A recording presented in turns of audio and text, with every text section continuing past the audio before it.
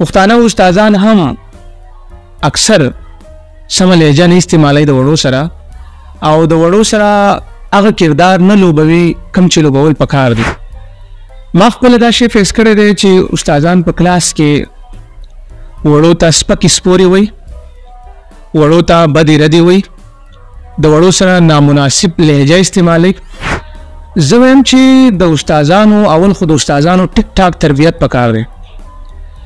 حکومت له پکار دی چې د استادانو ډېر اعلی تربیت وکړي او دا شیان ټول په استادانو کې را پیدا کړي چې ته به کومه لاره اختیاروي چې ته بچی تا مشنې راوګړ. خو د افسوس خبره دا ده چې زموږ استادان ما کتلي د هغو هم هغه لهجه د هغو هم هغه اندازې هغه کنزل ویل او سپکې سپورې کوم چې د دې یو عام سړي او کوم کردار چې په زمانه جاهلیت کې و، لکه استاد به بچی نیسه چوتوه راخلاصوه، کنزل ویل کوه، اوسه کوه، تشدد کوه او بچی لیونی کوه، د دې هیڅ ریزلټ نشته، د دې ریزلټ صفر دی. نو ما او تا خو نفرتونه خواره کړه، ما او تا خو روکې بدزره کو د سکول نه، روکې موږ کټار کو د سکول نه، روکې موږ پریشانه کو، د ده په ذهن باندې موږ بد اثر واچو، تر دې چې د ده کنفیډنس موږ ختم کو، اعتماد موږ د ده صفر کو.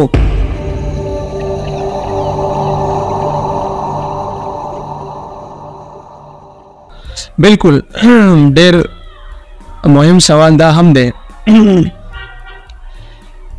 دغه د والدینو هغه کردار به دلته زه له استادانو سره معمولي ټچ کړم او بیا به د استادانو د کردار خبره وکړم.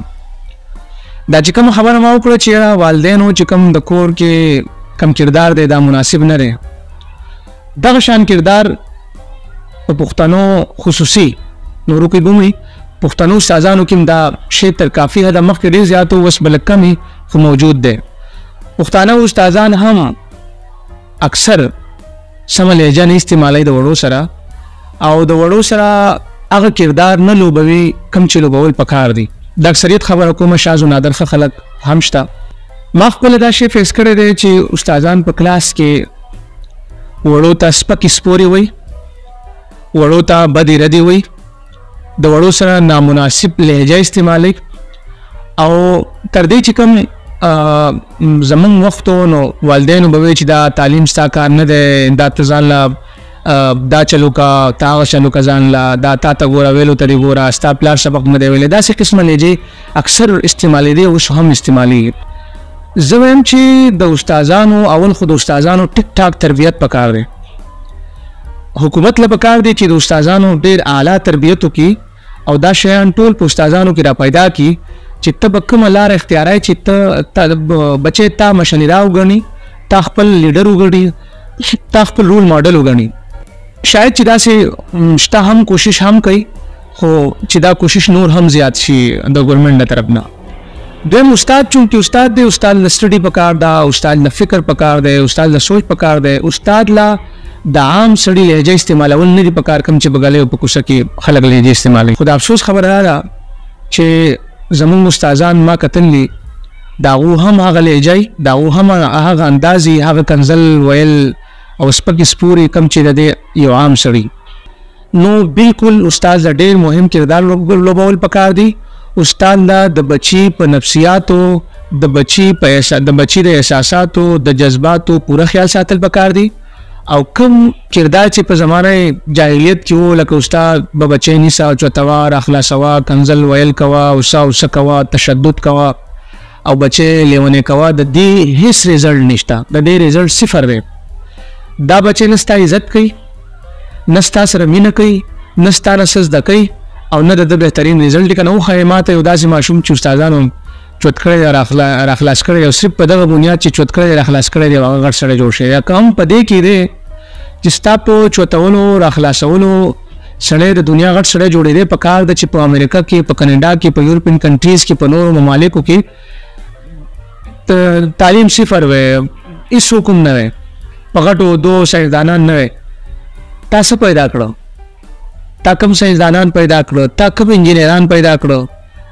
نو ما او تا خو نفرتونه خواره کړه، ما او تا خو روکې بدزره کو د سکول نه، روکې موږ کټار کو د سکول نه، روکې موږ پریشانه کو، د ده په ذهن باندې موږ بد اثر واچو، تر دې چې د ده کنفیډنس موږ ختم کو، اعتماد موږ د ده صفر کو. په ده کې موږ یره طرحه واچوله. ښه د دې حد ته راورسېد چې دی په لاره ځي دی ستا سره سلام نه کوي چې استاد را روان دی دی لاره پرېږدي. دا ستا کامیابي ده؟ دا بیخي ستا کامیابي نه ده، دا ستا ناکامي ده چې بچی ستا نه تښتي، ستا نه پټېږي، ستا نه ویریږي. د دې مطلب دی دا ستا ناکامي ده، ته ناکامه سړی. ته داسې کردار ادا کا بچی ستا سره مینه وکړي، تا پسې راشي، تا سره کښېني، تا سره خپله خبره شریکه کړي، تا سره د زړه راز شریک کړي.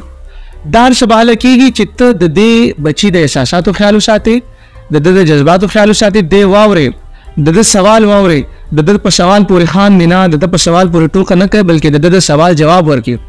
او ته پوهېږي په خپل سبجیکټ، ستا په خپل سبجیکټ باندې کمانډ حاصلي.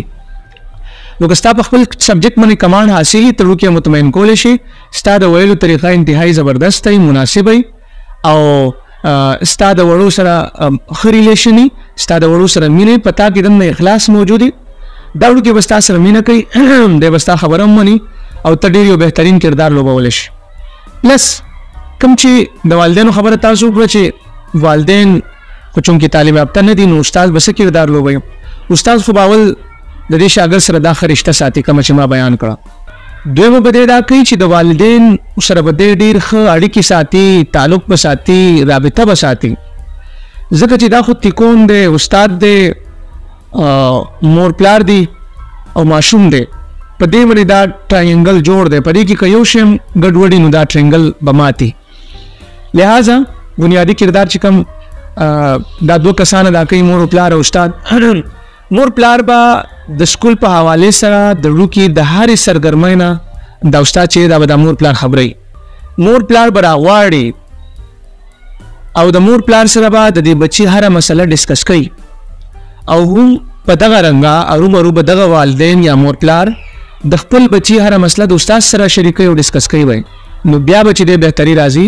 نو استاد به دې کې لږ زیات کردار دا ادا کولی شي چې دا والدین ډیل کول، دیو پوهول، دې کې استاد کار کولی شي. که هغه وغواړي دا مور پلار پوهه کړي، د دوی چې کومې خامۍ دي، کومې کمزورۍ دي، دا را په ګوته کړي، او د وړوکي په حوالې سره لږ فکرمند شي، نو انشاءالله تعالی زما امید دی چې بهتري به راشي.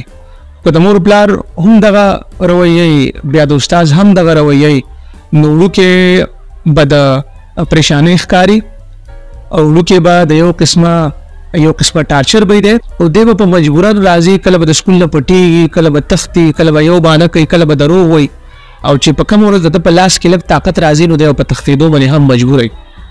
نو استاد کردار ادا کولی شي او په کار ده چې ادا یې کړي.